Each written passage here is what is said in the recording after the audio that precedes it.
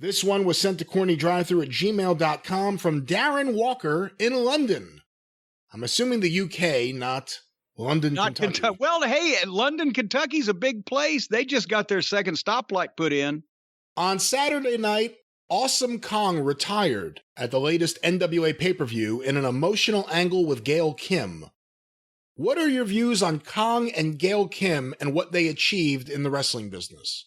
Well, I heard about this incident, and that's kind of cool also that they brought, because Kong hasn't wrestled in a couple of years, since right? AEW, yeah, the early days of AEW. She was on one of the first programs, and she was going to do the Glow series, and then they canceled that because of the COVID. But honestly, that AEW run was it'd been a couple of years since Kong had wrestled last, and I can't remember where she's been part-time for the past several years. So this is not a surprise that she retired, and I think she probably looked at this as the opportunity to say it publicly, officially, even though she probably mostly had. I know she had back problems some years ago, and I don't know how much part that played. And then when she finally got the WWF run and had gotten pregnant when she became Karma.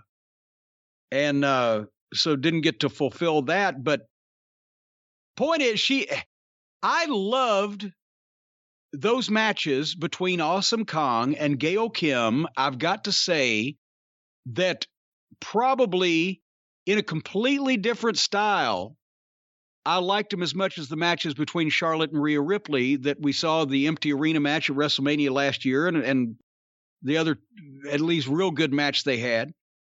They stand out to me as some of the most memorable women's matches that I've seen in the modern era, at least, maybe ever, because it was a perfect combination.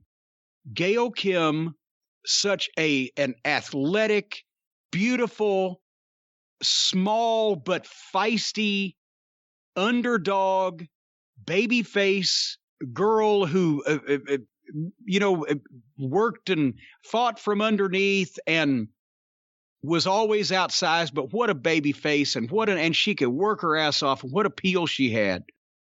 And then Kong, it was the perfect female monster. She was like Bull Nakano had an element of what the fuck's going on here with the face paint and the spiky hair. She was like 80s, 90s punk rock, Seattle grunge meets Japanese, whatever the fuck. She was a great talent.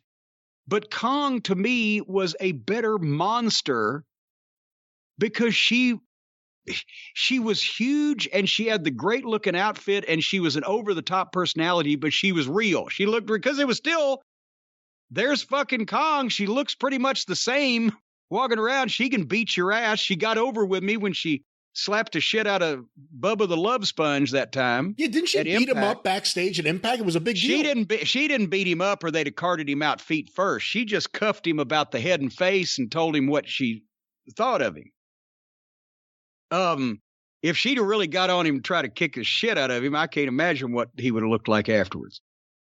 But anyway, that's the thing. It was, and I've mentioned this before. This is not talking out of school. Besides that, it's been fucking 15 years. But Dutch Mantell at that time was in charge of the Knockouts division because Shitstain didn't want to be bothered. And so he booked it like traditional wrestling. That's why the Knockouts segments started to become the highest rated portion of Impact. And that's when Shitstain got involved and fucked it all up with his show business. But Dutch's philosophy of that was basically, it's a monster movie. It's David and Goliath. It's wrestling. Small babyface, monster heel.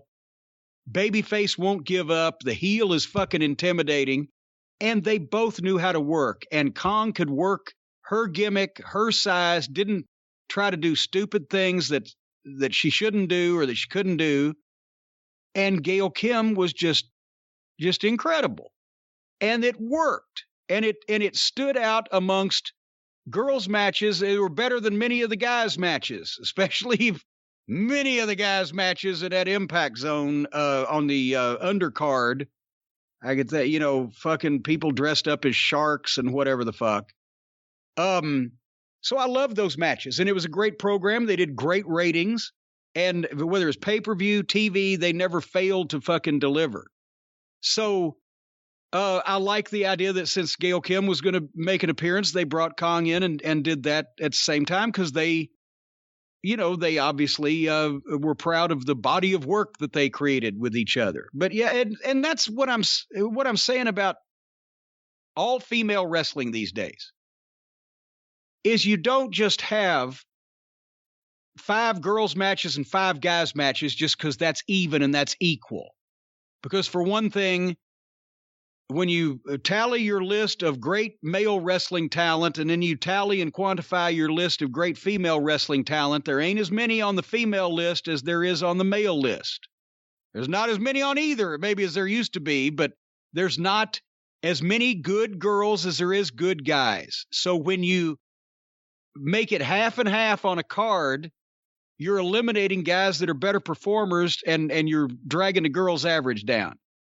It's better when it's an attraction and it's special and you figure out your top babyface, your top heel, and if you have a company that big, tag teams as well, and figure out a really top opposition for those people, and then just bring your other girls in just like a small territory used to do with guys. Bring the other guy, once you got your grade 8 or whatever, then you bring other guys in or other girls in and feed them to those stars.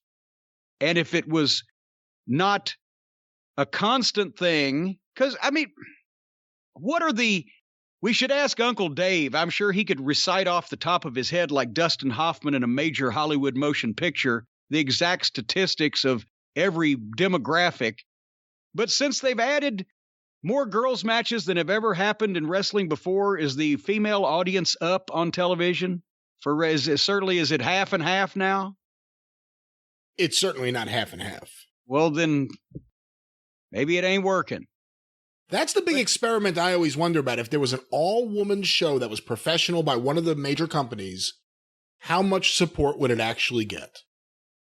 Once in a while or every week? If there was a weekly wrestling show building up to quarterly pay-per-view events, how much attention would it get? Well, the NWA just did one. But with all due respect to the NWA, I'm talking about one of the 2 major companies who have money and television. Well, I mean, they're happy to try it, but I can tell you already, no, it's not what. I mean, try all girls football. Let's have an NFL team have a women's division, or let's try the UFC doing all female fights. Instead of just the ones either with Ronda Rousey that's real or Paige Van Zandt that's gorgeous or whatever, that ain't going to work either. Because at the root of it, people watch contact sports to see people get beat up, and a larger portion of the public wants to see guys get beat up than girls, whether it's a work or a shoot, especially when in many cases, a lot of the girls' work leads you to understand right off that it's a work and not a shoot. But that's what I'm not against all female wrestling. I'm against constant female wrestling and in often cases at the expense of male wrestling that would be better. Take your top girls and feature them as attractions and don't just make it run of the mill.